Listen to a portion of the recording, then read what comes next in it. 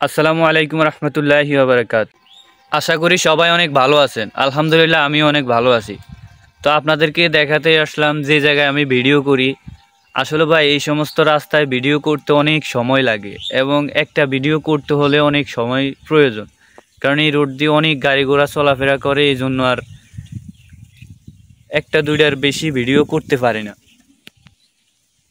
যারা হয়তো ভিডিও করে তারাই বুঝতে পারে যে একটা ভিডিও করতে কত সময় লাগে। কারণ আর আপনারা তো ভিডিও দেখে শুধু ধাক্কা মেরে চলে যান। আসলে ভাই প্রকৃত কন্টেন্ট ক্রিয়েটর যে, সে কখনো একটা ভিডিও সামনে আসলে ধাক্কা মারে না, কারণ সে জানে যে একটা ভিডিও বানাইতে যে কতটা সময় লাগে এবং কতটা কষ্ট হয়।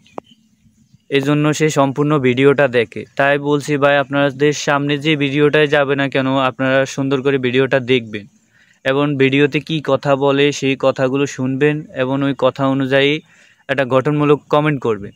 এতে আপনারই ভালো হবে এবং যার ভিডিওটা দেখবেন তারও ভালো হবে। কারণ আপনি যদি গঠনমূলক একটা কমেন্ট করেন, আপনার ওই কমেন্ট দেখে অনেকে আপনাকে ফলো করবে।